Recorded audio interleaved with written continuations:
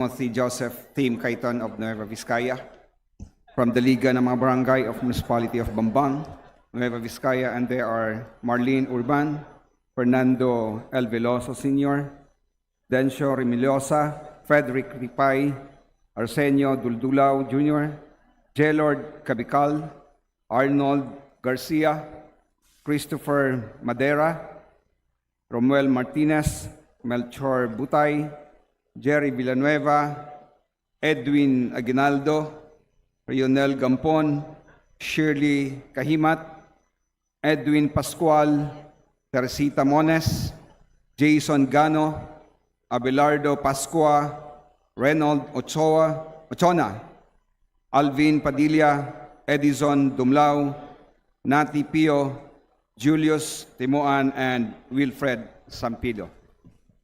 To the guests of the Honorable Timothy Joseph Cayton, welcome to the House of the People. Majority Leader. Madam Speaker, may we acknowledge the guests of the Honorable Munir M. Arbison of the 2nd District of Sulu, Police Captain Marcelo Agarin, Deputy Chief of Police Malabon, and Redel Del Rosario. To the guests of the Honorable Munir Arbison of the 2nd District of Sulu, welcome to the House of the People. Majority Leader. Madam Speaker, may we also acknowledge the guests of the Honorable Deputy Speaker Bambi Emano and the Representative Attorney Karen Lagbas, guests from the Municipality of Salay, Misamis Oriental. Municipal Mayor Honorable J. Vincent Capistrano, Municipal Fire Marshal Joel Hentalan, Municipal Staff Mr. Nino Richard Udarde, Ms. Shaila Zambrano, Mr. J. Vincent Capistrano, and Mr. John Hill Gochuco. To the guests of the Honorable Deputy Speaker Bambi Emano and the Honorable Attorney Karen Lagbas, welcome to the House of the People. Majority Leader. Madam Speaker, pursuant to Article 9, Section 2 of the Philippine Constitution, I move to consider Committee Report number 111, submitted by the Committee on Justice on House Resolution number 746, and for this purpose, may request that the Secretary General be directed to read the title of the resolution. The Secretary General is hereby directed to read the resolution. Hello. House Resolution number 746, resolution dismissing the complaints for impeachment filed by Attorney Andre R. De Jesus and by Liza Largoza Maza, Teodoro A. Casino, Renato Reyes Jr., Attorney Nery Colmenares et al. Against President Ferdinand Bongbong R. Marcos Jr. Majority Leader. Mr. Speaker, I move to recognize the Chairperson of the Committee on Justice, Representative Attorney Jervil Jinky Beatrix Luistro. The Honorable Representative Attorney Jervil Jinky Beatrix Luistro, Chairperson of the Committee on Justice, is hereby recognized. Madam Speaker, distinguished colleagues, ladies and gentlemen,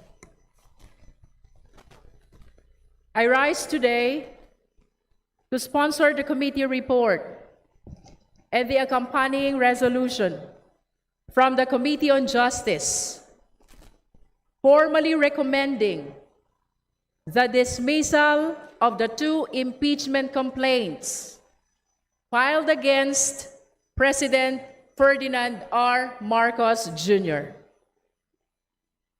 The first complaint, the De Jesus complaint, was filed by Attorney Andre R. De Jesus and endorsed by the Honorable Representative Journey Jet V. Nisay of the Pusong Pinoy Party List. The second, the Masa et al. Impeachment complaint, was filed by Liza Largoza Maza, Teodoro A. Casino, Renato Reyes Jr., Attorney Nery Colmenares, and 32 other complainants, endorsed by the Honorable Representative Antonio Tino of the ACT Teachers Party List, Honorable Representative Sara Ilago of the Gabriela Women's Party List, and Honorable Representative Rene Luis Co of the Kabataan Party List. The Supreme Court, through its latest resolution, affirms that impeachment is a powerful process to exact accountability from the government, especially from public officers mentioned in the Constitution. We affirm that accountability, when pursued in accordance with the Constitution, is a core value in a democratic and republican government. Madam Speaker, although impeachment is political in nature, it is not without limits. As held in Francisco versus House of Representatives, it remains subject to strict constitutional standards, gravity, and due process. Accountability is not optional. It is the soul of our democracy. Malinaw po ang naging husga ng Committee on Justice. Ang mga reklamong ito, although both were found sufficient in form, are insufficient in substance. On sufficiency in form, as chairperson of the Committee on Justice, this representation has consistently emphasized that the determination of sufficiency in form is governed by rules. To pass this stage, 1, it must be verified by the complainants. 2, it must be based on personal knowledge or supported by authentic records. 3, it must be endorsed by a member of the House. And 4, it must include a resolution of endorsement. Section 3 of the Rules of Procedure in Impeachment Proceedings states that an impeachment complaint is verified by an affidavit that the complainant has read the complaint and that the allegations therein are true and correct of his personal knowledge or based on authentic records. Kaugnay nito, ginamit nating gabay ang Section 22 ng 2019 amendments to the 1989 Revised Rules on Evidence pagdating sa definition ng personal knowledge. Nakasaad dito, a witness can testify only to those facts which he or she knows of his or her personal knowledge. That is, which are derived from his or her own perception. Madam Speaker, distinguished colleagues, during the meetings, the Committee on Justice meticulously examined every technical detail to uphold the procedural and substantive integrity of this process. Upon thorough physical inspection and determination, the committee verified that the documents were indeed complete. Consequently, on February 2, 2026, both complaints were declared sufficient in form. On sufficiency in substance, following this, the meetings on February 3 and 4, 2026, were dedicated to a rigorous and exhaustive evaluation of their sufficiency in substance. As the Supreme Court ruled in Gutierrez versus House of Representatives Committee on Justice, the determination of sufficiency in form and substance of an impeachment complaint is an exponent of the express constitutional grant of rule-making powers of the House of Representatives, which committed such determinative function to the public respondent, in this case, the House Committee on Justice. Section 5, determination of sufficiency in substance of the House Rules on Impeachment. Should the committee find the complaint sufficient in form, it shall determine if the complaint is sufficient in substance. The requirement of substance is met if there is a recital of facts constituting the offense charged and determinative of the jurisdiction of the committee. If the committee finds that the complaint is not sufficient in substance, it shall dismiss the complaint and submit its report as provided hereunder.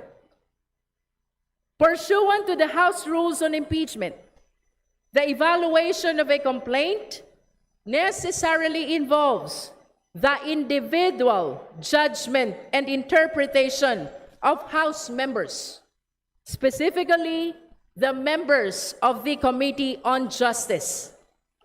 Each member is empowered to assess the allegations based on their own appreciation of the facts, the grounds invoked, and the constitutional standards governing impeachment. Sufficiency in substance is not measured by the volume of bare allegations and annexes that are unsubstantiated by personal knowledge and authentic records. Madam Speaker, sa pagtukoy kung may sapat na substance, laging kinikilala ng Committee on Justice ang sound discretion ng bawat miyembro rooted in their individual appreciation of facts. In these two complaints, malinaw po ang naging desisyon ng Committee on Justice. The substance is insufficient. The De Jesus complaint. Ang complaint ni De Jesus ay itinuturing na walang matibay na factual foundation. Based on the determination of this committee, it fails to meet the substance requirements for a proceeding as grave as impeachment. The complainant respectfully prays that this institution impeach the respondent for graft and corruption, culpable violation of the Constitution, and betrayal of public trust based on the following grounds. On the first ground, respondent violated the Constitution and betrayed public trust by surrendering former President Duterte to the ICC. Under the rules, allegations must be based on personal knowledge or authentic records, not merely on hearsay. Mere disagreement with foreign policy is not an impeachable betrayal. Impeachment is one of our gravest constitutional mechanisms and cannot be triggered by policy disputes. There is no overt act attributable to the President with respect to the arrest and alleged kidnapping of the former President. There is likewise no factual basis with respect to the allegation that the President surrendered the former President to a foreign tribunal and disregarded domestic legal processes. The complaint fails to identify a specific act constituting an abuse of power, nor does it state with particularity what the President did, when it occurred, or through what instrument it was committed. As noted by the late Father Joaquin Bernas, a betrayal of public trust must be of such a nature as to strike at the very heart of the government. On the second ground, respondent is unfit to serve as president due to alleged drug addiction. As noted during the meetings, these allegations are merely hearsay. The complaint relies almost entirely on a statement of a family member, unsupported by any affidavit, sworn testimony, or verified record, rendering its probative value non-existent.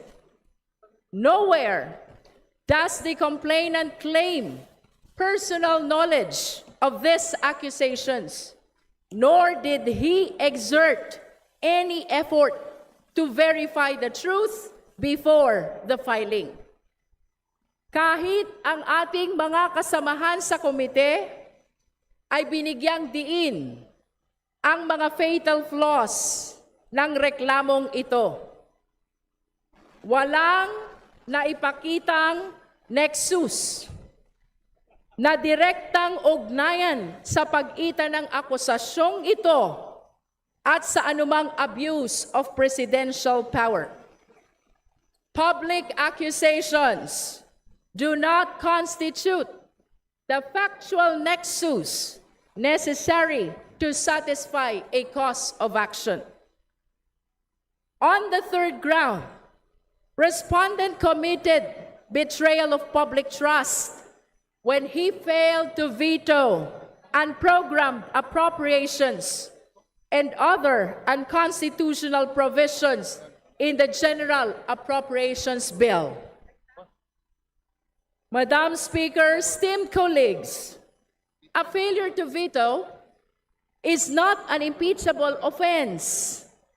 Mere refusal to veto certain parts of a bill does not equate to a betrayal of public trust. It is within the President's discretion whether to approve or veto a measure. Ang pag-aproba o pag-veto sa isang panukalang batas ay isang executive prerogative or discretion ng Pangulo. Hindi sapat na sabihing maling desisyon ito para tawaging betrayal of public trust. As is stated in the record of the Constitutional Commission, July 26, 1986, even plain errors of judgment is not tantamount to betrayal of public trust. On the fourth ground, respondent engaged in graft and corruption through kickbacks and ghost project. The respondent is accused of orchestrating the insertion of massive amounts into General Appropriations Act to create a pool of funds for kickbacks.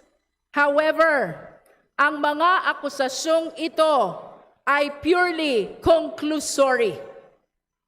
Ang reliance sa mga unverified video exposés na ginawa ng walang benefit of an oath or reliability safeguards ay itinuturing lamang na hearsay. Fifth ground, respondent created the ICI to shield corrupt allies. Respondent created the Independent Commission for Infrastructure, or ICI, which the complaint characterized as a contrivance to shield corrupt allies.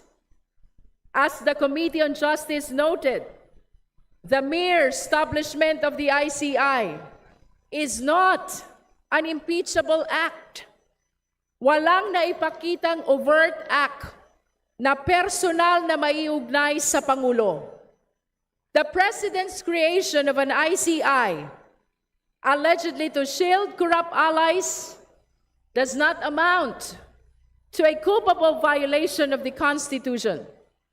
In fact, by creating the ICI, the President faithfully followed his constitutional mandate. In Luis Baroque C. Biraugo versus the Philippine Truth Commission of 2010, the Supreme Court declared that the President has the power and duty to create fact-finding investigative bodies pursuant to Article 7, Section 17 of the Constitution. The creation of an investigative body like the ICI is an exercise of executive policy.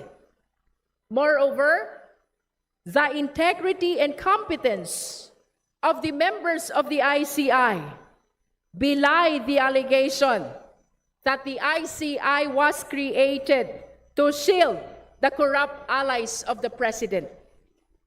The investigations conducted by the ICI involve both allies and non-allies of the President.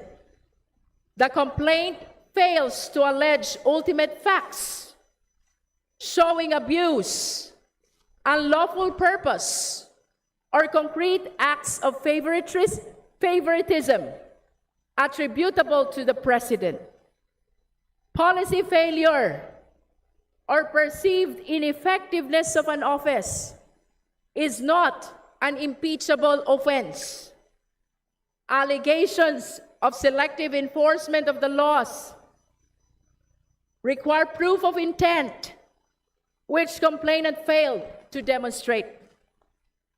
Betrayal of public trust is not about policy differences or leadership style. Legally, it requires proof of gross faithlessness, a tyrannical abuse of power, or a total neglect of official duty. Impeachment must be grounded in clearly pleaded facts, not in suspicion or political considerations.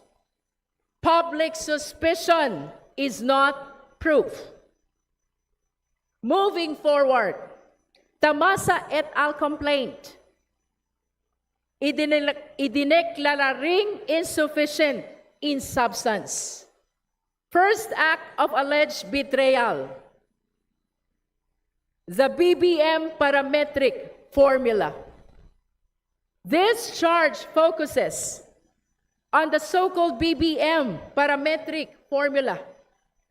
The complaint argues that this formula is a gross exercise of discretionary power that constitutes a betrayal of public trust. While these allegations may sound grave, let's be clear, an imperfect policy direction is not an impeachable offense. Failures within these programs cannot be automatically imputed to the President. Impeachment is not a residual ground to punish policy choices. Pursuant to our rules, sufficiency in substance requires a recital of facts, alleging that a methodology is called the BBM parametric formula is merely a descriptive label. It is not a factual recital that the President authored, directed, or controlled it with corrupt intent. Second act of alleged betrayal.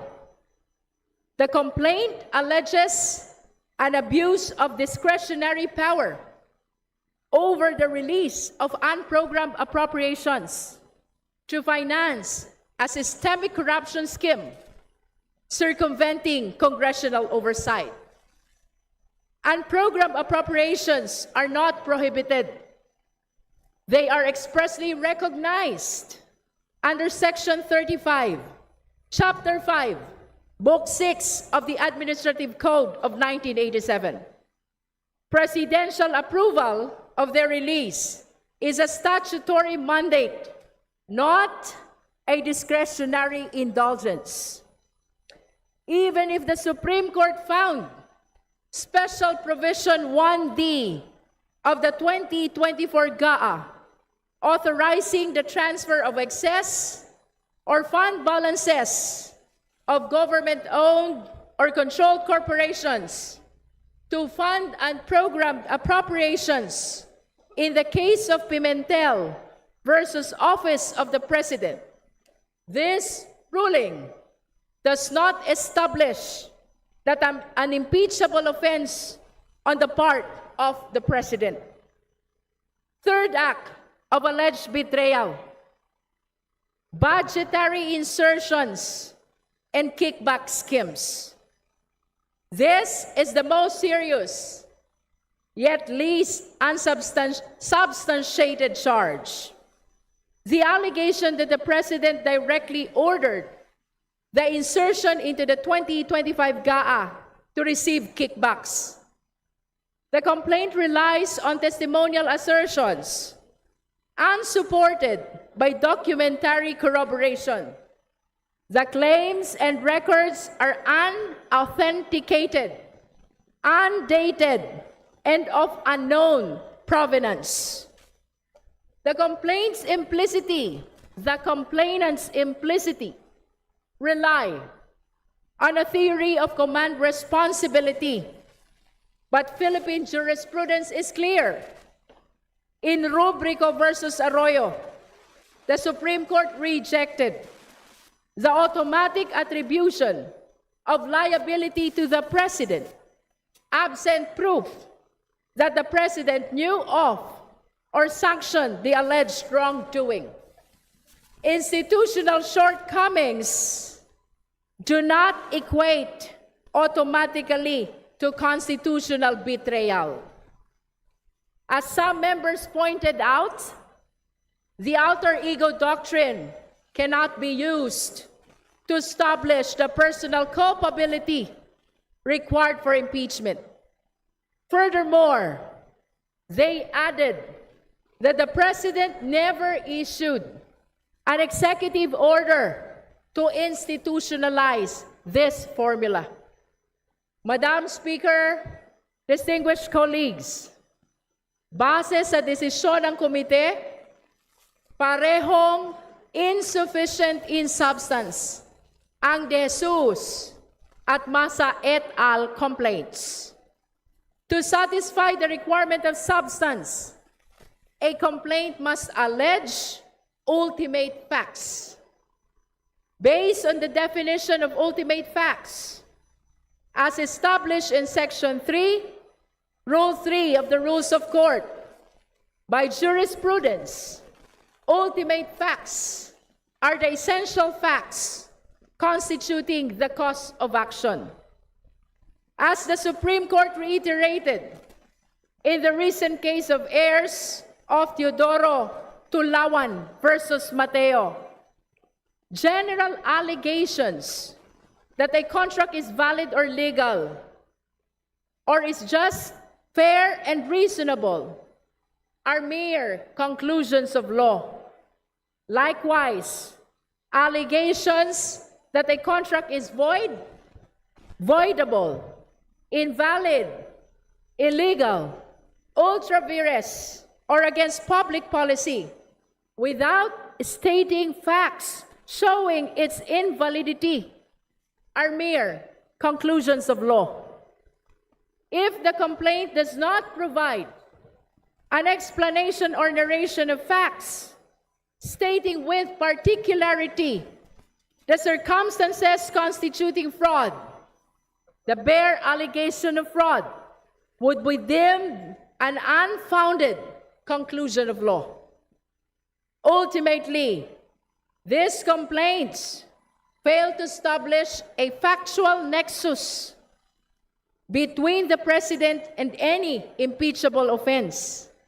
They attempt to reframe mere policy disagreements and routine executive functions as a betrayal of public trust without any showing of bad faith or malice. Dahil dito, on the De Jesus complaint, upon a motion to declare insufficient in substance, the committee voted with 42 affirmative votes, 1 negative vote, and 3 abstentions. De Jesus complaint was declared insufficient in substance. On Masa et al. Complaint, upon a motion to declare it sufficient in substance, the motion was defeated with only 7 affirmative votes and 39 negative votes. It was likewise declared insufficient in substance. Mr. Speaker, Madam Speaker, distinguished colleagues, complaints that are fundamentally insufficient in substance must be dismissed, not indulged, for the sake of political theater. In this hall, the interest of the Filipino people must always come first. To do otherwise is to degrade impeachment from a constitutional safeguard into a weapon of harassment. While our rules state that substance is met by a recital of facts and jurisdictional requirements, wag nating kalimutan, impeachment is a sui generis proceeding. It is a class of its own. Our decision reflects the committee's faithful adherence to the strict standards of the 1987 Constitution. It is a definitive declaration that in this hall, the rule of law prevails over the rule of rhetoric. Kaya naman, on behalf of the Committee on Justice, this representation respectfully move for the approval of Committee Report number 111 and the adoption of House Resolution number 746, dismissing the 2 impeachment complaints against President Ferdinand R. Marcos Jr. I urge my colleagues to defend the integrity of this institution and the sanctity of the impeachment process. The 1987 Constitution has lodged this extraordinary power in us, the duly elected representatives of the Filipino people. Tungkulin nating timbangin kung ang mga akusasyong ito ay may katotohanan o sadyang mapanira lamang. Tayo ang boses ng bawat Pilipino dito sa plenaryo. I urge every member of this House, do not consider this duty as a matter of convenience. Decide with your conscience. Isipin natin ang kapakanan ng bawat Pilipino. Let us prove that in this hall, the interest of the people always comes first, and the rule of law remains supreme. Thank you, Madam Speaker. Majority Leader. Madam Speaker, I move that we recognize the Honorable Javier Miguel Lopez Benitez for his manifestation and that he be given 2 minutes for his manifestation. The Honorable Javi Benitez has 2 minutes. Please proceed. Mr. Speaker, distinguished colleagues, I rise on behalf of the Partido Federal ng Pilipinas and our allies in the House of Representatives to express our collective support for the findings of the House Committee on Justice in dismissing the impeachment complaint against President Ferdinand Marcos Jr. The committee conducted its deliberation in accordance with its constitutional mandate and established rules of procedure. We commend its members for upholding the integrity of a process that sits at the very heart of our democratic order. More than that, this outcome reaffirms the stability and continuity of a government that is at work, building the infrastructure that connects our provinces, attracting investments that generate Filipino jobs, and pursuing the reforms that will position this country to compete on the global stage. We stand firmly with President Marcos as he continues this work. But, Mr. Speaker, I believe this moment calls for more than a statement of support. It calls for a statement of direction. Stability is not the enemy of progress. Stability is its precondition. No nation ever innovated its way forward from chaos. No entrepreneur ever built a future on political uncertainty. The dismissal of this complaint should not merely close a chapter. It should open one. It should free this Congress to turn its full attention to the work we were elected to do. For the Partido Federal ng Pilipinas and this majority, that means delivering on the bread and butter promises we made to the Filipino people. For my part, I will continue to fight for digital infrastructure, AI readiness, climate resilience, and creative economy that gives every Filipino the choice to build their future here at home. To the young Filipinos who are watching, your energy is needed. I challenge you, as I challenge myself, to channel it into demanding and building something better. Engage, scrutinize, hold us accountable. Sa atin ang responsibilidad na ito. Huwag natin sayangin. The measure of this Congress will not be the battles we fought against each other. It will be the future we built together. Sama-sama para sa bayan. Thank you, Madam Speaker. Majority Leader. Madam Speaker, I move that we recognize the Honorable Rene Luis Co of Kabataan Party List for her The Honorable manifestation. Rene Luis Co has 2 minutes. Please Be proceed. given 2 minutes. Thank you, Madam Speaker.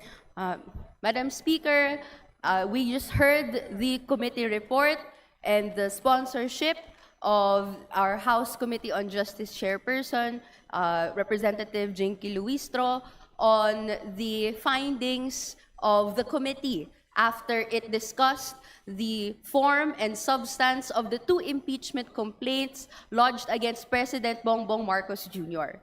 But, Madam Speaker, I'd like to provide a snapshot of the deliberations and how parts of the discussions were not thoroughly considered and not as reflected in the committee report. Madam Speaker, distinguished sponsor, paragraph 11 of the committee report reads, the Maza et al. Complaint, fails to allege facts that would constitute abuse with respect to unprogrammed appropriations, the amounts of the same, the projects and implementing agencies, and recipient of the beneficiary of the alleged abuse of discretionary power. Wala raw pong recital of facts na nagsasabi na meron pong abuso sa paggamit ng unprogrammed appropriations. Pero po, Madam Speaker, nirehistro po ng endorser na to and miyembro ng committee na meron pong clear identification of 3 acts alleged in the facts that constitute abuse with respect to unprogrammed appropriations. Una, ang presidente po ang nag-aproba ng special budget requests na nire-require ng batas that releases approved unprogrammed appropriations items after the budget was passed.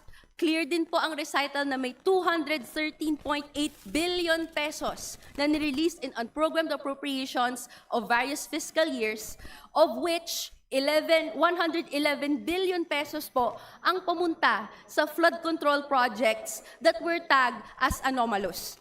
I can cite din po paragraph 20 to 25 ng Maza et al. Impeachment complaint, ang mga recital of facts na ito. These are alleged to be one of the 3 acts constituting betrayal of public trust. Hindi po accurate ang committee report to say that there's no recital of facts constituting the offense. Gusto ko lang din pong i-correct. Meron din po nakalagay sa report.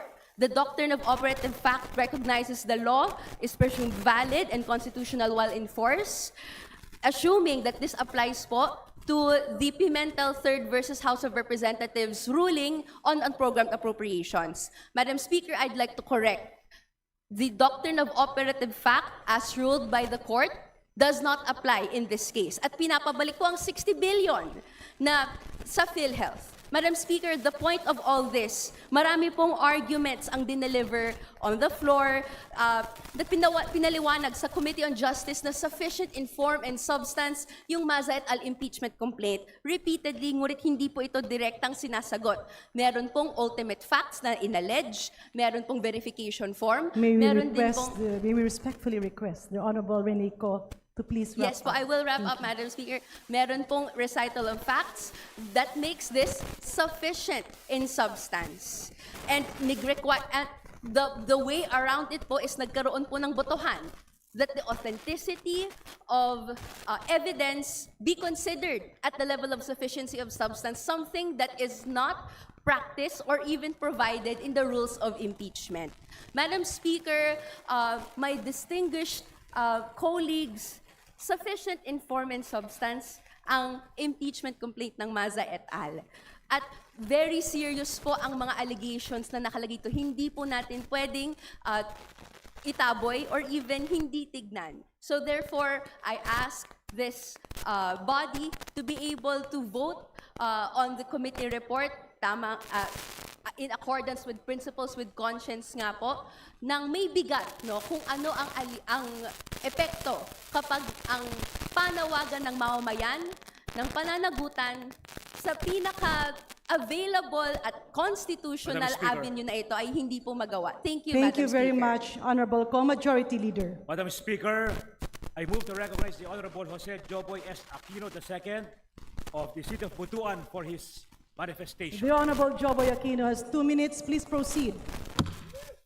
Madam Speaker, esteemed colleagues, the Lakas CMD manifests its firm support to the findings of the Committee on Justice, recommending the dismissal of the impeachment complaints against the President Ferdinand Bongbong Marcos Jr.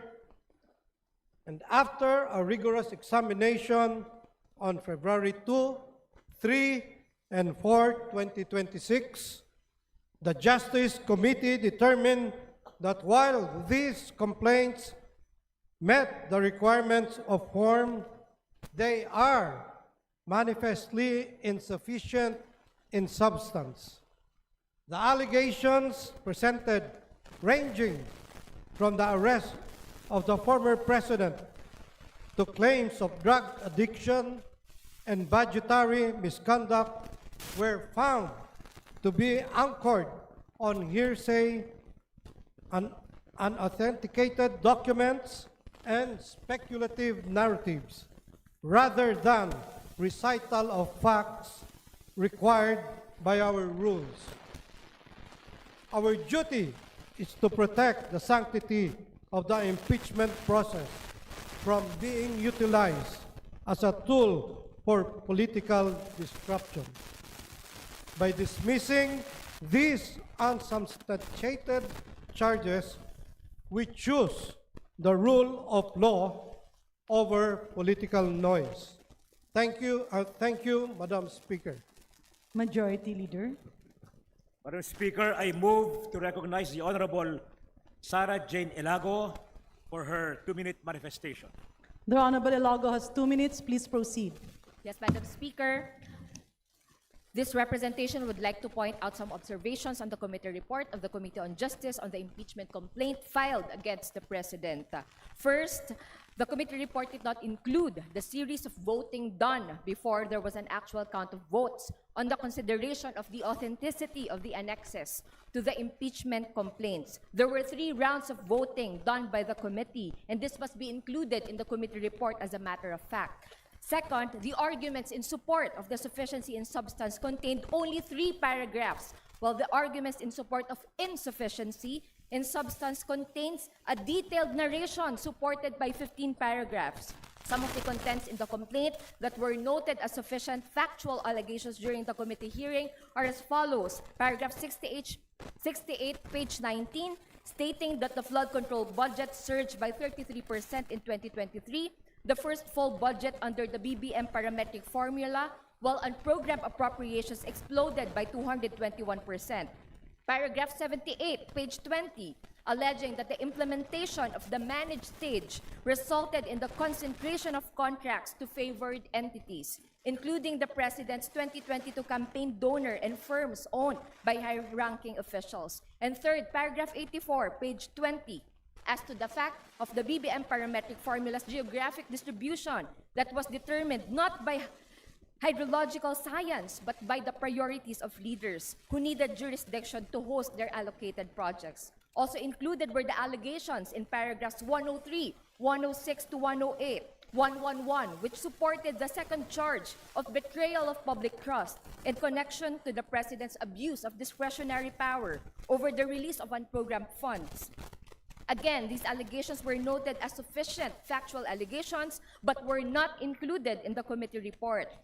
Third, the finding that the arguments in support of insufficiency in substance of the Masa et al. Complaint, paragraph 15, page 10 of the committee report states that the legal standard of command responsibility and personal culpability cannot stand because there is no statement that the President knew or should have known about his subordinates' unlawful acts. This finding is contrary to what the Masa et al. Complaint narrated in paragraphs 122 to 123. Moreover, it was contrary to what was manifested during the committee hearing that there was bad faith on the part of the President when he personally signed off on a system that bypassed rigorous planning and technical vetting, funneled billions to favored contractors and congressional allies, resulted in 421 confirmed ghost projects and thousands of substandard structures, and left Filipino communities more vulnerable to flooding than before. It is therefore clear that the committee report did not faithfully reflect the hearing conducted on the impeachment complaint against President Marcos Jr. Maraming salamat, Madam Speaker. Majority Leader. Madam Speaker, I move to recognize the Honorable Wilfrido Mark M. Enverga of the First District of Quezon for his manifestation. The Honorable Mark Enverga has 2 minutes. Please proceed. Thank you very much, Madam Speaker. Thank you very much, Majority Leader. The Nationalist People's Coalition fully supports the findings by the House Committee on Justice dismissing the 2 impeachment complaints against President Ferdinand R. Marcos Jr. for insufficiency in substance. The NPC notes that the committee acted squarely within the bounds of the Constitution and the rules of the House. The complaints failed to meet the threshold required to proceed to impeachment, as they did not clearly establish facts constituting an impeachable offense. Impeachment is an extraordinary constitutional process that must be anchored on evidence and legal discipline, not political narratives or policy disagreements. As a party, the NPC believes the country is best served when democratic institutions exercise prudence and uphold due process. The dismissal of the complaints allows government to move forward and focus on the needs of the Filipino people while affirming the rule of law and reinforcing stability at a time when unity and responsible governance are essential. Thank you very much, Madam Speaker. Majority Leader. Madam Speaker, I move that we recognize the Honorable Antonio Tino of ACT Teachers Party List for his manifestation. The Honorable Tino has 2 minutes. Please proceed. Maraming salamat, Madam Speaker. Nais ko pong i-address ang mga statement o ng mga membro ng mayorya, both sa Justice Committee at sa publiko, sa media, no, na hindi raw napatunayan ng mga endorser ng complaint yung mga aligasyon laban sa Pangulo na betrayal of public trust. Wala daw ebidensyang naipakita. Una, hindi pa po ito ang yugto, yung determination of sufficiency substance. Hindi pa ito ang yugto ng pagpapakita at pagkilatis ng ebidensya. Hindi po yan ang trabaho ng mga miyembro ng komite sa puntong ito. Gayunpaman, nais po nating idiin na sapat-sapat ang allegation of facts sa complaint para sa sufficiency in substance.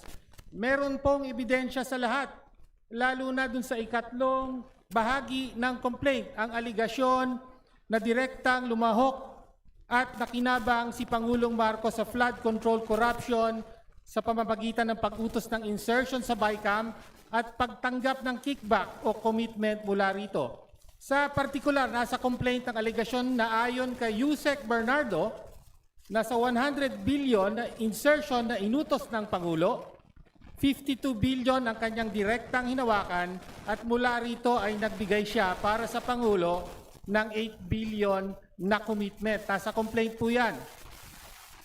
Binanggit sa complaint, ang papel hindi lamang ni Yusek Trajib Olayvar, kundi pati ni Yusek Adrian Bersamin. Sino po ba si Adrian Bersamin? Officially, PLLO, Presidential Legislative Liaison, pero lumalabas unofficially, siya ang runner, bagman at disbursing officer ng Pangulo na tumatanggap at gumagastos ng kickback sa utos ng Pangulo. Merong record ng komunikasyon sa pagitan ni Yusek Adrian Bersamin at ni Pangulong Marcos mula December 2024 hanggang July 2025.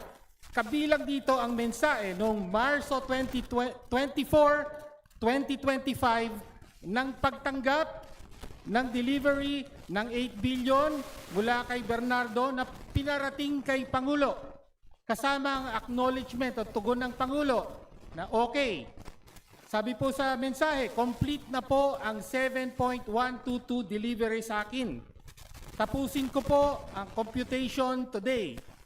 Kalakip nito rin ang detalyadong computation ng mga pinaggastusan ng 8 billion na kickback. Kasama po rito, pangunahin ang gastos para sa mga kandidatong sinuportahan ng Pangulo noong nakaraang eleksyon. Kasama rin ang gastos sa mga TV-ad para sa eleksyon. Pambayad ng 6 million pesos para sa dayuhang pollster na si Perun na ginagamit na election consultant ng Malacanang at 68 million pesos bilang talent fee para sa isang performer na ginamit ng administrasyon sa kampanya. Nagpatuloy ang komunikasyon na ito hanggang July 2025. On July 10, pinaabot ni Yusek Bersamin na may delivery siya ng 2 billion pesos para sa Pangulo sa Nara residence sa Forbes Park at sa sagot ng Pangulo. Sasabihan ko si June Baris. This is July 10. The President appears to be receiving kickbacks days before he went to Congress. Humarap siya rito at nagsabing, mahiya naman kayo. Sino po ang dapat na mahiya? Bukod kay Yusek Bersamin, may kopya po ng record ng komunikasyong ito ang isa pang miyembro ng kapulungang ito, si Congressman Leandro Libiste, at pinarating sa amin, sa ilan sa aming mga kasapian dito, kasama si Congressman Erice. Hawak din ito ng isang LGU official na pinagkakatiwalaan ng mga Bersamin. Sa madaling sabi, may malakas na ebidensya sa aligasyon na may alam na alam ng Pangulo ang corruption sa flood control. Direktang lumahok siya at tumanggap siya ng kickback mula rito. At nasa kapulungan ngayon ito kung boboto para patayin ng impeachment at para tuluyan ng maprotektahan ng Pangulo sa investigasyon at paglilitis na tanging magagawa sa pamamagitan ng impeachment. Ngunit nasa kapangyarihan rin ng plenaryong ito kung boboto ang kahit 1/3 lamang para ituloy ang proseso ng impeachment hanggang sa paglilitis. Thank you very much, Meron ba Honorable Pino? ritong titindig para malantad ang buong katotohanan ng flood control? Meron ba ritong handang panagutin si Pangulong Ferdinand Bongbong Marcos? Ano man ang mangyari, Patayin man ang impeachment ngayong hapon, lalabas at lalabas ang katotohanan. Mananagot ang Pangulo sa taong bayan. Maraming salamat. Thank you Madam very Speaker. much. Majority Leader. Madam Speaker, I move to recognize the Honorable Rolando M. Valeriano of the 2nd District of Manila The for his Honorable manifestation. Rolando Valeriano has 2 minutes. Please proceed. Mr. Speaker and dear colleagues, I rise today on behalf of the National Unity Party to express our support for the recommendation of the House Committee on Justice to dismiss the impeachment complaints against Ferdinand Bongbong Marcos. The Committee on Justice conducted its review in accordance with the Constitution and the rules of this House. After examining the allegations and the supporting materials, it found that the complaint failed to meet the standard of sufficiency in substance required under our Constitution. Sa madaling salita, Madam Speaker, hindi po sapat ang nilalaman ng reklamo upang magpatuloy pa ito sa mas mabigat na proseso ng impeachment. Ang impeachment ay isang seryosong mekanismo na may mabigat na epekto sa ating mga institusyon at sa buong bansa. Kaya malinaw, sa saligang batas na ito ay dapat gamitin lamang kung may malinaw, sapat at matibay na batayan. Sa kasong ito, the Justice Committee exercised sound judgment. It did not act in haste. It applied the law as written and it arrived at a conclusion grounded on the facts presented. Bilang mga mambabatas, tungkulin po nating igalang ang prosesong ito. Kapag kulang ang substansya, hindi po natin maaring ipilit. That is how we protect the credibility of impeachment as a constitutional remedy. Sa panahong maraming hamon ng kinakaharap ng bansa, the Filipino people expect this Congress to remain focused on its work, passing laws, addressing economic concerns, and responding to the needs of our constituents. For this reason, Madam Speaker, the National Unity Party supports the dismissal of the impeachment complaint and stands by the finding of the House Committee on Justice. Maraming salamat po.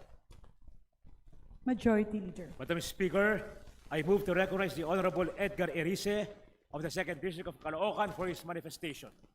The Honorable Edgar Erice has 2 minutes for his manifestation. Thank you, Madam Speaker.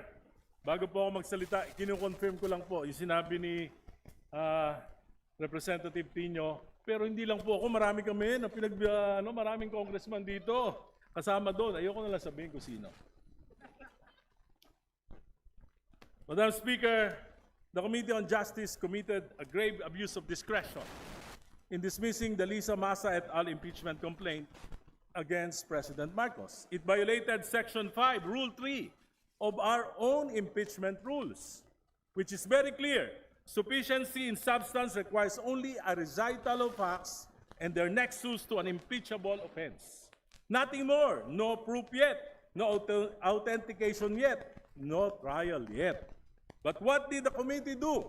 It conducted a mini trial. It imposed a higher unauthorized standard demanding personal culpability, sworn proof, and even evidentiary authentication at a stage where the rules do not require them.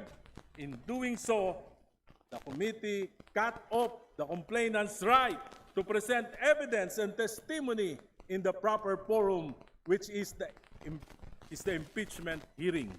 Kaya po hindi na-present yung ebidensya. This does not just violate the rules, it undermines the very purpose of impeachment, which is public accountability. When Congress blocks the presentation of evidence, Congress blocks the search of truth. We have seen this pattern before. In the Senate Blue Ribbon Committee, Senator Lacson himself revealed links involving the Bersamins, yet no full investigation followed. The truth was mentioned, then buried. Now we see it again in this House. In the ICI, key commissioners resigned because they knew the truth was being suppressed when the institutions meant to investigate corruption are prevented from doing their job, resignation becomes a form of protest. And let us be clear, covering up the largest corruption scandal of our time will not protect the economy. It will weaken it. The poorest Filipinos, those already at the margins, will pay the price. At this point, we cannot expect genuine reform from the Marcos administration. They are not addressing the problem. They are only managing the fallout. There is no capacity for self-reflection, no appetite for real reform. The ICI became a talking point. The Independent Commission law became a talking point. The reform agenda became a talking point. The real goal is survival until the end of the term, not improvement, not reform, not accountability. Dribble here, slow roll there, cover up today, paper over tomorrow. The next 2 years will be directionless, marked by political deal-making to survive at the expense of the people and the economy. As 2028 approaches, the President faces only 3 paths. First, prepare to be prosecuted by his successor. Second, go into exile like his father. Or third, remain in power through chacha or extra-constitutional means, a frightening prospect. That is why I vote no on this committee report. The consequences of this mistake are enormous, not just for impeachment, but for democracy, the economy, and the future of the Filipino people. Thank you, Madam Speaker. Majority Leader. Madam Speaker, I move to recognize the Honorable Evgeny Vicente Biemano of the 2nd District of Misamis Oriental for his manifestation. The Honorable Bambi Emano, our Deputy Speaker, is recognized. You have 2 minutes and 5 seconds. Thank you, Madam Speaker. I rise today in support of Committee Report number 111 on the Committee on Justice dated Monday, February 9, 2026, recommending the dismissal of the impeachment complaints filed against President Bongbong Marcos Jr. This representation does so with full appreciation of the gravity of impeachment proceedings and solemn responsibility entrusted to this august chamber. Let me be clear, this is not a political vote. This is not a moment of partisanship. This is a constitutional moment. We are called today not to advance personalities or political interests, but to uphold the sovereignty of the Constitution, the rule of law, and the integrity of impeachment process itself. Impeachment is not an ordinary remedy. It is a safeguard designed to protect our democracy from grave abuse, betrayal of public trust, and culpable violation of the Constitution. It is a responsibility placed in the hands of the House of Representatives to be wielded not in haste, not in passion, and certainly not in politics, but with discipline, prudence, and fidelity to the law. Used improperly, it destroys not only its target, but the very institution we are sworn to protect. Our duty, therefore, is precise and confined. We are not here to speculate. We are not here to entertain suspicion. We are here to determine one thing only, whether the complaints met the constitutional threshold for impeachment, nothing more, nothing less. And this representation firmly believes this is constitutional duty has been faithfully discharged throughout the committee proceedings. The chair ensured an open, inclusive deliberation on the 2 impeachment complaints filed against the president. Every member who wished to speak was given fair opportunity to express their views in keeping with the principles of fairness, justice, and due process. After in-depth deliberation, both complaints were found to be sufficient in form pursuant to Section 4, Rule 3 of the House of Representatives. However, they were also found insufficient in substance under Section 5 of the same rule. Sufficiency in substance requires recital of facts constituting the offense, charge, and determinative of the jurisdiction of the committee. However, such recital of facts, as carefully emphasized during the committee meetings, must also demonstrate with credible basis the direct and personal participation of the accused in the acts complained of. Impeachment is not triggered by interference accusation or generalized accusation. It must be anchored on specific facts supported by sufficient evidence showing the respondent himself committed the impeachable offense. In both complaints as that the threshold was not met. This is precisely what this representation and we in the Nationalista Party cannot allow. Thank you very much, Mr. Thank you Speaker. very much, Madam- Congressman Emano. Majority Leader. Madam Speaker, I move to recognize the Honorable Laila De Lima of Makabayan Liberal. for The her Honorable Laila manifestation. De Lima has 2 minutes. Please proceed. Thank you, Madam Speaker. I will be maintaining my vote at the committee level, meaning I will be voting yes insofar as the dismissal of the first or the De Jesus complaint is concerned, and I will be voting no insofar as the dismissal of the second complaint or the Maza et al. Complaint. So, let me begin with a simple point. A dismissal settles nothing at this stage. It answers nothing. It clears no one. It ends a process before the process can do what it was designed to do, and that is test allegations, demand accountability, and let the public see how truth is confronted under the rules of our democracy. Noong nakaraang linggo sa Deliberation ng Justice Committee, ilang ulit ko pong pinaalala sa ating mga kasamahan ang ibig sabihin ng sufficiency in substance. At that stage, we are not supposed to argue as if we are already in trial. We are not supposed to declare allegations false simply because they are inconvenient or politically costly. Our responsibility is narrower and more disciplined to determine whether the complaint contains factual allegations constituting the offense charge and serious enough to justify moving forward. Ang tanong po ay hindi, totoo ba yung mga alegasyon? Kapanipaniwala ba? Guilty ba ang presidente? Ang itinatanong, nararapat bang umusad ang proceedings at magkaroon ng pagdinig batay sa bigat ng mga alegasyon? That is what the rules require. Ang ginawa pong pagbusisi ng majority ng mga members ng Justice Committee ay lumampas sa batayang nakasaad sa rules of impeachment ng Kamara. Kaya premature, aking palagay, my submission, ang ginawang pagbasura sa Maza et al. Impeachment complaint. Some of our colleagues even appeared to deal with the respondents' possible defenses. Those defenses should be raised by the respondent at the proper time. An impeachment is political, yes, not merely legal. It was acceptable for many in the committee to defend the president immediately, even at a preliminary stage, even before the proper testing of evidence. Yes, impeachment is both a legal and political process. Pero dapat malinaw na ang pinakalayunin ng impeachment ay alamin ang katotohanan at itaguyod ang pananagutan. This representation believes that a more responsible course for this House and even for the President himself is to allow the complaint to proceed to the next stage. If the allegations were baseless, the President would have had every opportunity to respond, to rebut, and to dismantle them on record. Sa ganoong paraan, dapat iresolba ang mga pagdududa sa isang demokrasya, hindi sa pamamagitan ng pagsara ng pinto, kundi sa pagbubukas ng mga record. Thank you Malinaw sa very atin. much. Kung walang tinatago, walang dapat ikatakot. Haharapin mo ang mga tanong, hindi ka magtatago sa teknikalidad.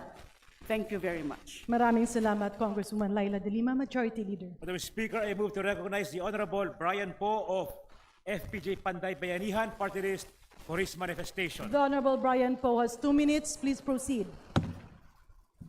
Mr. Speaker, esteemed colleagues, as the Assistant Secretary General of the Party List Coalition Foundation, Inc., or PCFI, I would like to formally manifest on behalf of our coalition's firm support for the committee report recommending the dismissal of the impeachment complaints against President Ferdinand R. Marcos Jr.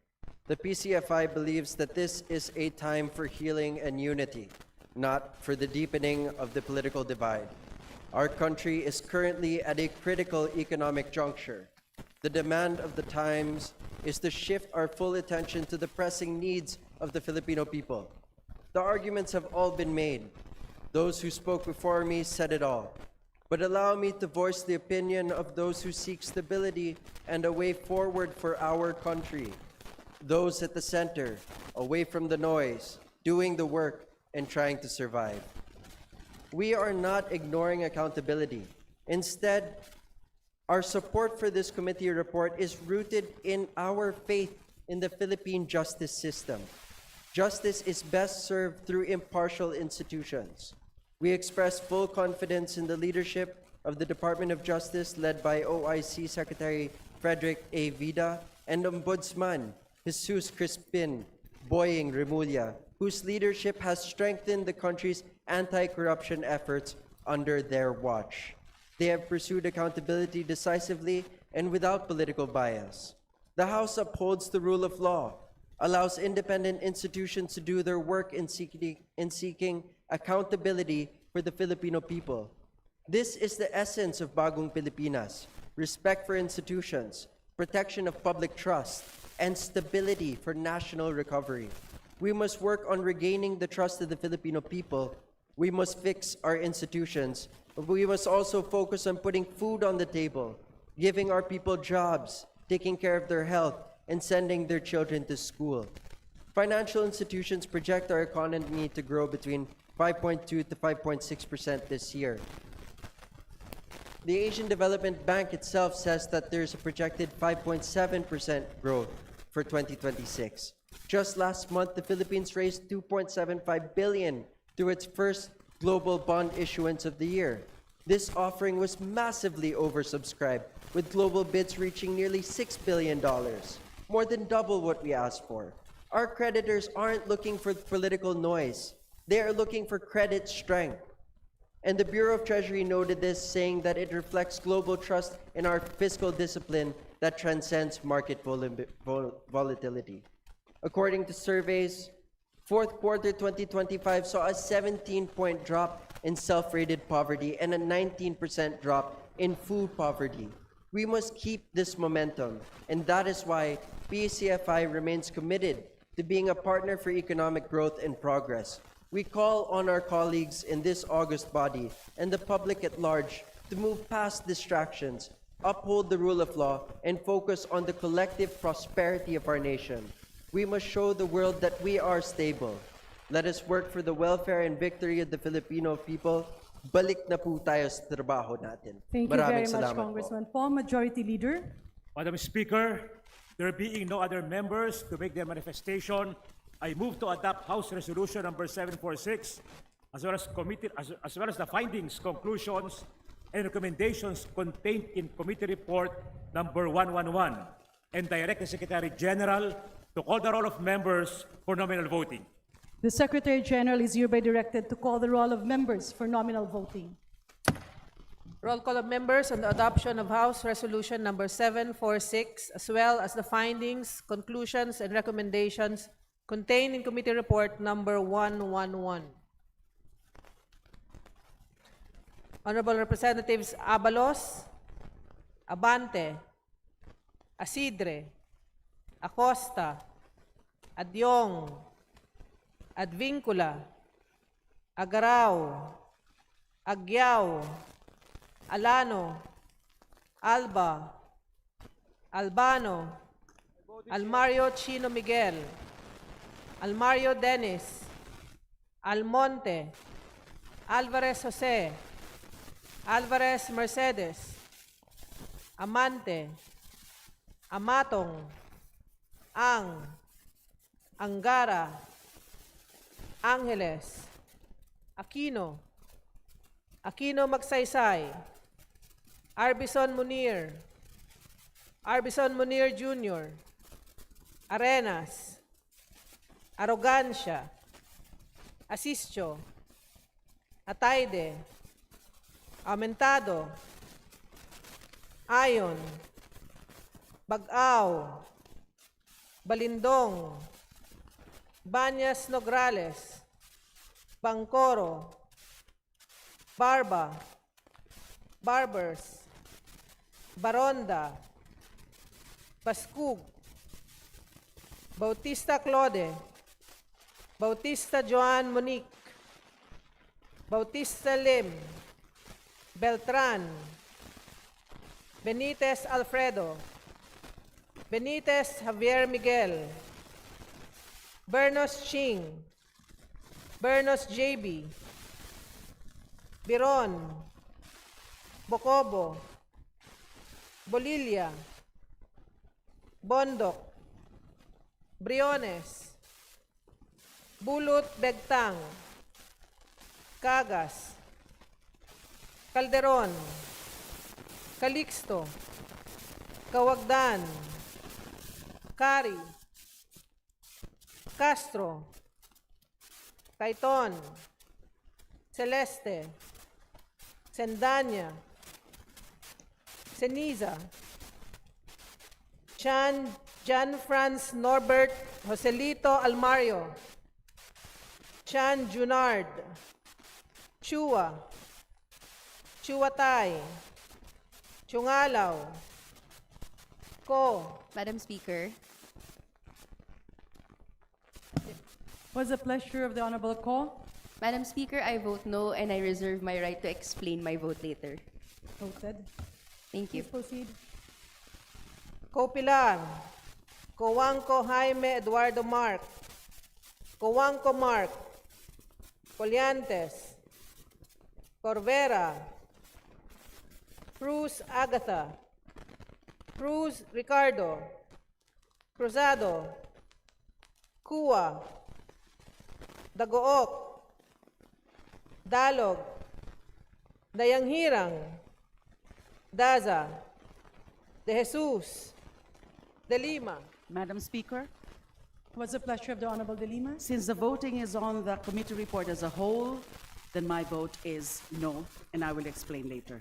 Thank you. Thank you very much. Well noted. Please proceed. De Venecia, Defensor, De Gamo, Del Mar, De Los Santos, Di Macuja, Di Maguila, Di Maporo Imelda, Di Maporo City Amina, Diokno, Dionisio, Domingo, Domogan, Duterte Harold James, Duterte Omar Vincent, Duterte Paulo, Di Faustino, Di Faustino Michael Carlos, Di Ian Paul, Elago. Madam What's the Speaker, pleasure of the Honorable Lago? my vote is no and I reserve the right to explain my vote later. Thank you. Noted. Secretary General, please proceed. Emano, Enverga, Erice, Escudero, Espares, Espina, Estrella, Ferrer Antonio, Ferrer Jeffrey, Flores, Cortez, Frasco, Fresnedi, Fuentebella, Galang, Galeyos, Garbin, Garcia Albert, Garcia Dante, Garcia Jose Arturo, Garcia Karen Hope, Garcia Maria Angela, Guardiola, Garin, Gatchalian, Gato, Glepa, Go, Gomez, Gonzales Alexandria, Gonzales Alisa Micaela, Gonzales Christopher Sheen, Gonzales Roy, Goriseta, Wico, Gintu, Gulyas, Gutierrez, Hernandez Charis Ann, Hernandez Dennis, Hernandez Ferdinand, Hernandez Ramil, Hofer Hasim, Oribata, Ismula, Iway, Javier, Ko Antonio, Ko Elisa, Ko Wilton, Konghun, Ko, Labad-Labad, Lacson, Lagbas, Lagdameo Jose Manuel, Lagdameo Monique Yasmin Maria, Lagman, Lagon, Daphne, Lagon Sani, Lara, Lasatin, Ledesma, Legasyon, Legarda, Legaspi, Leviste, Libanan, Lopez, Loria, Loyola, Luistro, Lumayag, Macapagal Arroyo, Makasaet, Maceda, Madrona, Malapitan, Manguda Datu, Manikis, Maranyon, Marcoleta. Madam Speaker, What's the pleasure of the Honorable Marcoleta? Sagip Party List votes no, and may I reserve the right to explain my vote after the voting. Duly noted. Secretary Thank you. General, please proceed. Marcos, Marquez, Mastura, Matibag, Matugas, Mendoza, Mercado, Mercado Revilla, Miraflores, Momo, Montez, Nava, Nazal, Nisay, Nolasco, Owaminal Henry, Owaminal Sancho Fernando, Oducado, Olivares, Ongchuan, Ordanes, Oreta, Ortega, Juano Dizon, Padiernos, Panaligan, Pancho, Panotes, Pascual, Perez, Pimentel, Plaza, Pleito, Poe, Primicias Agabas, Pumaren, Puno, Kimbo, Rama, Recto, Regencia, Remulla, Revilla Bryan, Revilla Ramon Jolo, Ridon, Rivera, Robes, Rodriguez Ilogio, Rodriguez Maximo, Rodriguez Rufus, Roman, Romualdez Andrew Julian, Romualdez Ferdinand Martin, Romualdez Yeda Marie, Romualdo, Romulo, Roque, Sagar Baria, Sakaluran, Salceda, Sally, Salvacion, Salvador, Salvame, San Fernando, Santos Maria Alana Samantha, Santos Mark Anthony, Shimura, Singson Rochelle, Singson Ronald, Singson Mihan, Solon, Suwan, Swansing Bella Vanessa, Swansing Micaela Angela, Suarez, Suntay, Talyado, Tan Ayman, Tan Joseph, Tan Keith Mika, Tan Reynolds Michael, Tan Samir, Tan Stephen James, Tan Chai, Tan Watko, Tariela, Teodoro, Tereng, Teves, Tiangco, Tieng, Tino,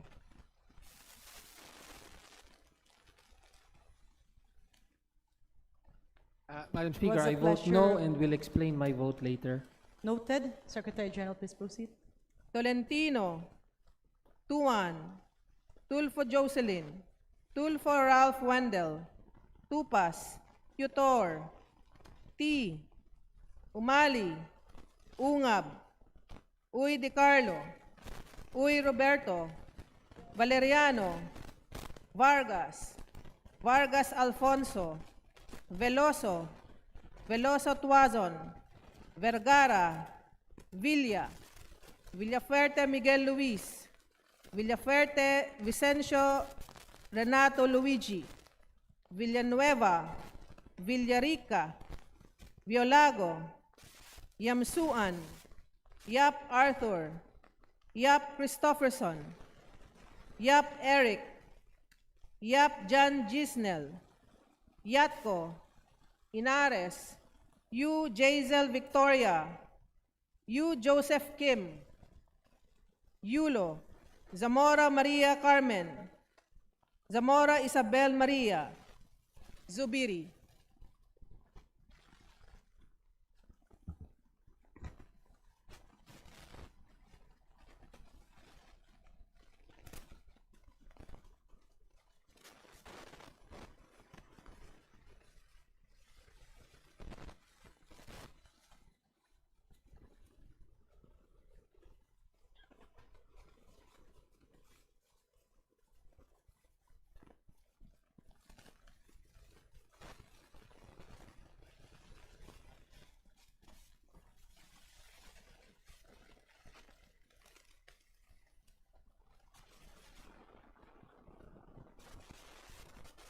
Second call in consideration of committee report number 111. Amatong, Bagao, Bautista Claude, Bautista Lim, Benitez Alfredo, Sandanya, De Los Santos Alfred, Duterte Harold James, Duterte Omar Vincent, Duterte Paulo, D. Ian Paul, Leviste, Puno, Tan Reynolds Michael, Ungab, Villanueva.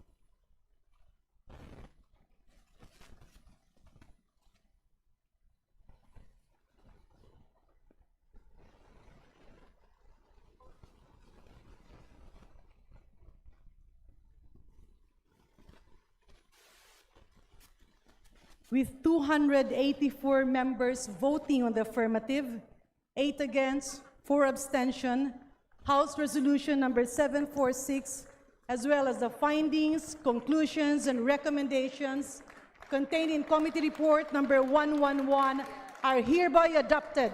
The impeachment complaints filed against the President, Ferdinand Bongbong R. Marcos Jr., are hereby dismissed. Session suspended.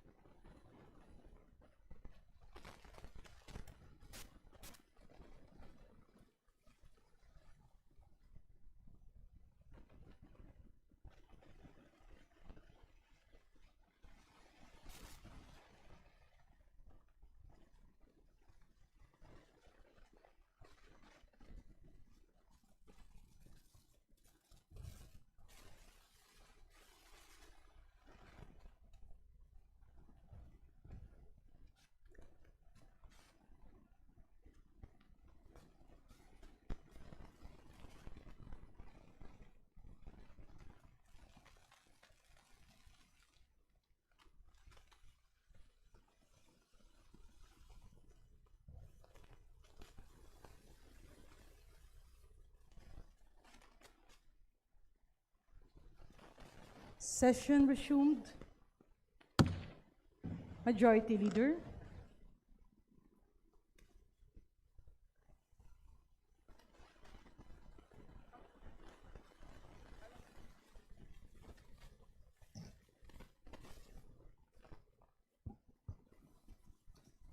Madam Speaker, I move that to recognize the Honorable Rene Luis Co to explain her vote and that she be given 2 minutes.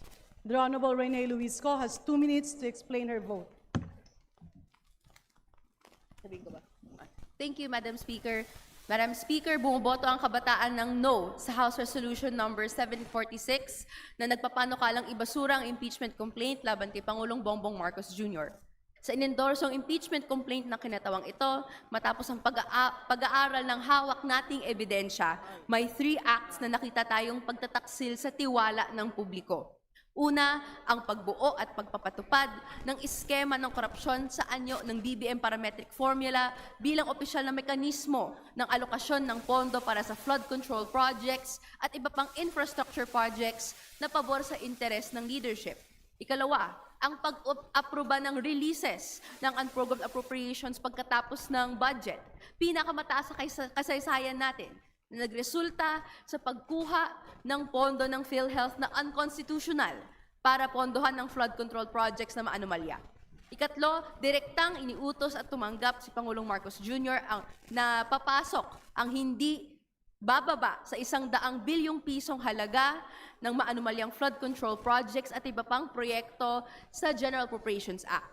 Despite all these anomalies, standing allegations that have yet to be fully debunked, the Senate Blue Ribbon Report, the House Justice Committee Report, the ICI report sing in chorus that President Marcos Jr. has no links to corruption.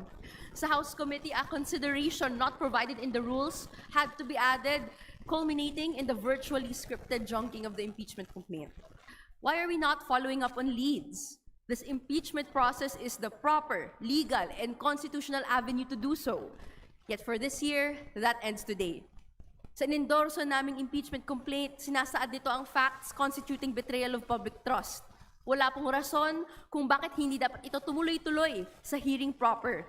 Bilang mga mambabatas, hindi dapat tayo takot na ungkatin ang katotohanan.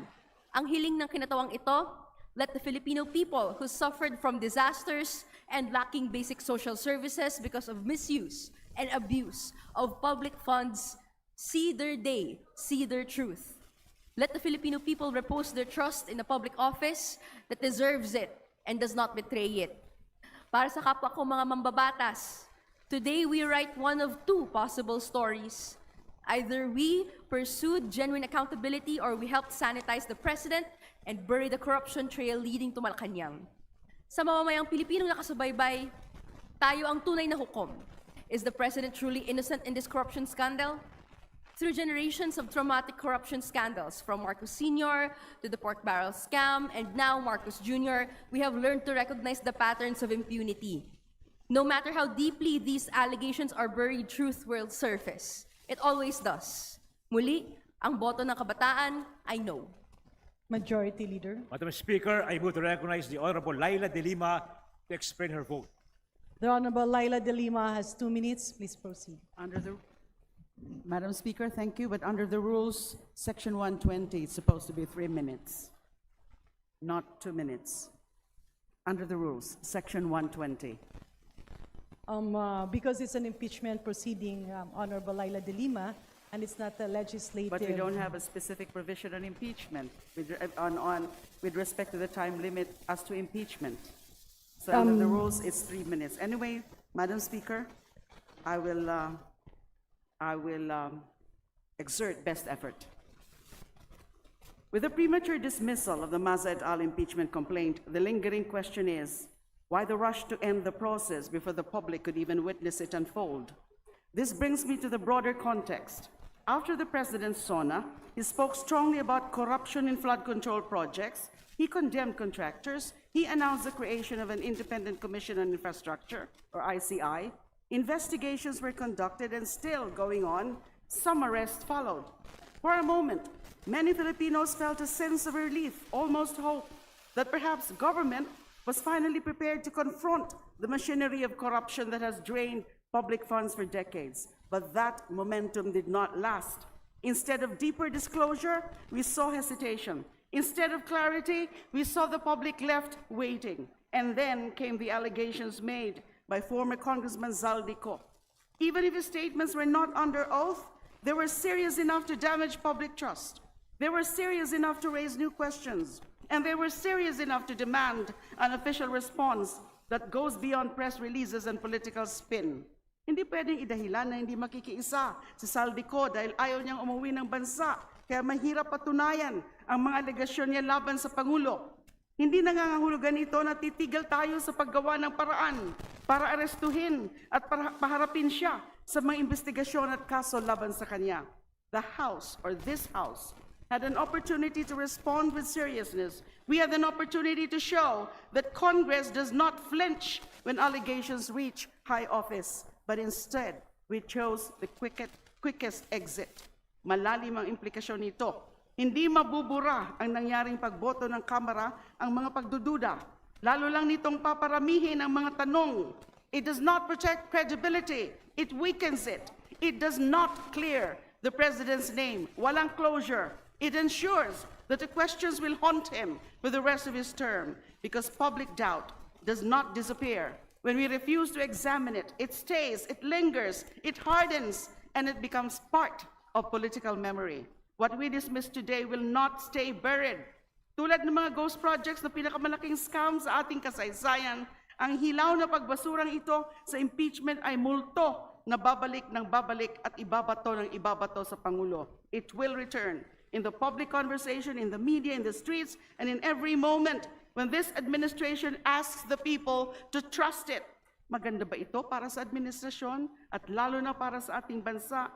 Madam Speaker, I voted no because I believe accountability should never be treated as an inconvenience. I voted no because our people deserve better than silence dressed up as procedure. And I voted no because I refuse to be part of a decision that will be read, rightly or wrongly, as fear. Kung inosente ang Pangulo, pinakamainam na dumaan siya sa tamang proseso na magpapatunay nito sa paraang kumpleto at hayagan. Sa halip, pinili ng Kamara na ibasura agad ito. Nang dumating ang mabibigat na paratang laban sa Pangulo, yumuko at pinalampas lang ito ng Kamara. Is this the legacy we want to define this House? That's why, Madam Speaker, I voted no. Thank you very much, Honorable Laila de Lima, Majority Leader. Madam Speaker, I move to recognize the Honorable Sara Jean Elago to explain her vote. The Honorable Elago has 2 minutes. Please proceed. Ang boto ng Gabriela Women's Party ay no sa House Resolution number 746. Naninindigan ang kinatawang ito na ang Masa et al. Complaint ay sufficient in substance. It is clear in the House Rules of Procedure in impeachment proceedings that the requirement of sufficiency in substance is met if there is a recital of facts constituting the offense charged and determinative of the jurisdiction of the committee. Malinaw na inilahad ng Masa et al. Complaint ang mga impeachable acts ng Pangulo at kung bakit ito naging betrayal of public trust. Una, ginamit ang baseline balance managed parametric formula upang pamahalaan at kontrolin ang pamamahagi ng bilyong pondo para sa flood control at infrastructure projects. Ang formula na ito ang nagbigay daan sa sistema ng allocables kung saan pinapayagan ang mga mambabatas at iba pang government officials na pumili ng mga proyekto batay sa naaprubahan na budget. Tiniyak ng formula na ito na may kickback mula sa mga malalaking proyekto ng gobyerno. Pangalawa, tanging ang Pangulo lamang ang may kapangyarihang maglabas ng unprogrammed appropriations at inabuso niya ito. Inilaan niya ang 213.8 billion standby funds, kabilang ang 111 billion na napunta sa flood control projects upang pondohan ang mga proyektong napili ng priorities of leaders. Pangatlo, personal at direktang inutos ng Pangulo ang insertion ng at least 100 billion na flood control at iba pang infrastructure projects sa 2025 General Appropriations Act. Kaugnay dito, may tatlong magkakahiwalay na ebidensya ang direktang nag-uugnay sa Pangulo sa kickback schemes. Matapos masiwalat ang mga anomalies sa corruption, hindi pa rin winakasan ang pork barrel system ng allocables, hindi inalis ang unprogrammed appropriations sa GAA, at wala pa ring investigasyong nagaganap sa lahat ng mga sangkot na opisyal. Nakakadismaya na hindi nakita ng mayorya na sufficient in substance ang Masa et al. Complaint sa kabila ng malinaw na paglalahad ng impeachable acts ng Pangulo at kung bakit ito betrayal of public trust. May sapat na ebidensya at batayan para magkaroon ng investigasyon na may kinalaman ang Pangulo sa bilyong-bilyong pangurakot sa ating bansa. Ito ang tama sanang pagkakataon upang ipakita na walang sino man, kahit ang pinakamataas na opisyal ng bansa, ang nakakaligtas sa pananagutan pagdating sa korupsyon. Kaya, Madam Speaker, nais ng taong bayan ng pagbabago sa bulok na sistema, nais ng mamamayang Pilipino ng tiyak na pananagutan mula sa mga nagnakaw at patuloy na nagnanakaw sa kaban ng bayan. Habang ang mga mastermind ay nalulunod sa bilyong pisong nakurakot mula sa flood control projects, nananatili pa ring lubog ang bansa, lubog sa pagbaha tuwing may pag-ulan at bagyo, lubog sa mga bayarin at pang-araw-araw na gastusin dahil sa mahal na bilihin, lubog sa pagkadismaya dahil ipinagkait sa taong bayan ng pagkakataong mapanagot ang nasa tuktok matapos ibasura ang impeachment complaint na ito. Habang lubog na lubog ang mga Pilipino sa tindi ng pang-ekonomiyang krisis sa bansa, malayong nakakalangoy ang mga kurakot na big fish sa kaban ng bayan. Sawang-sawa ng taong bayan sa kawalan ng hustisya at pananagutan, hindi matitinag ang malawak na hanay ng kababaihan at mamamayan na sawang-sawa na rin sa bulok na sistema. Hindi man pinakinggan sa bulwagan ng Kongreso, lalakas at lalawak ang panawagan sa labas nito. Maaari mang patayin ang isang impeachment complaint, ngunit hindi kailanman mapapatay ang galit at paghahangad ng sambayanang Pilipino para sa hustisya at pananagutan. Majority Leader. Madam Speaker, I move to recognize the Honorable Marcoleta to explain his vote. The Honorable Marcoleta has 2 minutes. Please proceed. Madam Speaker, I timed the explanation of vote of the Honorable De Lima, and it took her 4 minutes and 2 seconds without interruption. May I be accorded the same privilege, Madam Speaker? The gentleman has 2 minutes, and if you need more time, we will cross the bridge Request for when it extension. comes. Thank you. Madam Speaker, my dear colleagues, isang makabuluhang hapon sa ating lahat. Ako po ay bumoboto ng no sa committee report na ito dahil sa pasya ng komite na gawing mahirap para sa ordinaryong mamamayan ang proseso ng impeachment. Ang kanilang pasya ay nagsilbing harang sa halip na mabigyang daan ang pagsagot sa hinaing ng maraming Pilipino laban sa pamumuno ng Pangulo na nagdudulot ng kawalan ng tiwala ng publiko. Ang proseso ng impeachment ay dapat manatiling abot kamay sa ating mga kababayan. Marahil ang isa sa mga pinakasagradong tungkulin ng pamahalaan ay ang magbigay ng patas at walang kinikilingang hustisya para sa lahat ng mga mamamayan nito. Hindi lamang ito kawalan ng panig o neutrality, kung hindi ito ay ang pagpanig sa hustisya mismo. At ang sawari ko'y tila paimbabaw na hustisyang mayroon tayo ngayon ay siyang pinaka nakakabahala. Ibinasura ng komite ang mga impeachment complaint batay sa boto ng mga miyembro nito na insufficient in substance ang mga complaints. This sufficiency in substance requirement is met if there is a recital of facts constituting the offense, charge, and determinative of the jurisdiction of the committee. Sa talakayan pa lang ng komite, hindi na magkasundo ang mga miyembro sa kahulugan ng recital of facts. Ang komite mismo ay hindi magkasundo sa definition ng ultimate facts na siyang mismong usapin sa pagdetermine ng sufficiency in substance. Ang mga nag-endorso ay nagpahayag na dapat ang mga facts, kung ito man ay maging totoo, kapag umabot sa paglilitis na sa impeachment court ay dapat na umayon sa reklamo laban sa impeachable officer. Unfortunately, this line drawn from the discussions reflected a difference in understanding among the members of the Committee on Justice. Mas mainam na sa impeachment court sa Senado, timbangin ang katotohanan at kabuuan ng ebidensya, hindi sa Justice Committee. Masyadong mataas ang requirement na hinihingi ng komite. Inahilin tulad ng komite sa isang legal proceeding ang paghahanap ng statement of facts. Ang naiwang tanong sa usaping ito ay kung in-apply nga ba ng komite ang tamang threshold o standard nung idineklarang hindi sufficient in substance ang mga complaints. Isinantabi ng komite ang mga complaints at kaakibat nito ay isinantabi nila ang pagiging political process ng impeachment na dapat bukas sa lahat sa mga abogado at hindi abogado. Ang pasya ng komite ay walang pagpapahalaga sa tawag ng ordinaryong mamamayan para sa pagpapanagot sa mga public officers. Colleagues, Article 11 of the Constitution vests in this House the solemn duty and the exclusive power to initiate impeachment. That power is not to protect any person, It is to protect the Republic. It is to ensure that when serious charges are pleaded with a factual recital, the constitutional process moves forward to the proper forum where truth can be tested with due process. Let us not adopt a dismissal built on the wrong threshold, and let the constitutional process proceed in the matter the Constitution and our own rules command. With this, I vote no on this committee report. Maraming salamat po, Ginang Speaker. Majority Leader. Madam Speaker, I move to recognize the Honorable Antonio Tino to explain his vote. The Honorable Tino has 2 minutes. Please proceed.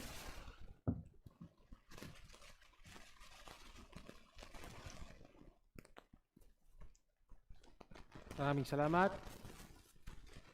Madam Speaker, bumoto po tayo ng no dahil nakapaloob sa impeachment complaint na aming inendorso ang buong katotohanan na magtatai at magbibigay linaw kung bakit sa ilalim ni Pangulong Bongbong Marcos Jr. nangyari ang pinakamalaganap, sistematiko at sentralisadong paglimas sa kaban ng bayan sa kasaysayan ng Republika mula nang mapatalsik ang diktador na si Ferdinand Marcos Sr. noong 1986 na naitala sa Guinness Book of World Records dahil sa ill-gotten wealth, following in the footsteps like father, like son. Ngunit hindi lang command responsibility o sin of omission ang kasalanan ng Pangulo. Direktang nag-utos siya ng at least 100 billion na insertion sa 2025 budget at tumanggap ng at least 8 billion na kickback. Saan ginamit ang pera? May bahaging napunta sa personal, ngunit ang kalakhan ginamit para sa eleksyon. Ito ang sekreto sa likod ng pagbaha ng pera sa panahon ng eleksyon. Pera ng taong bayan, ginawang kickback mula sa kontraktor, pinambili ng boto para manalo at umulit ang siklo. Ganyan mismo ang ginawa ni Pangulong Marcos. Ito ang pinakadirekta at masahol na pagtataksil ni Pangulong Marcos sa tiwala ng bayan. Si Pangulong Ferdinand Bongbong Marcos Jr. ang pinakamalaking isda sa flood control corruption scandal. Ginawa niyang command center ng organized plunder ang Malacanang. Inagaw niya ang pondo para sa kalusugan ng mamamayan para dalhin sa kickback ng iilan at direktang nag-utos ng 100 bilyong pisong insertion para tumanggap ng kickback. Malubhang pag-abuso ito sa kapangyarihan ng pagkapangulo at pagtaksil sa tiwalang ipinagkaloob sa kanya ng mga Pilipino. Kung hindi man ngayon, hindi matatakasan ni Pangulong Bongbong Marcos Jr. ang araw ng pananagot. Maraming salamat, Madam Speaker. Majority Leader.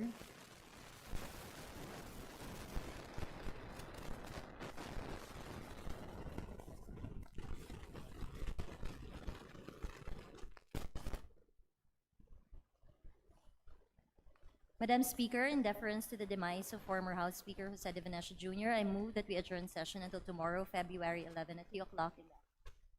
An objection? Hearing none, session is adjourned until 3 o'clock tomorrow, February 11, 2026.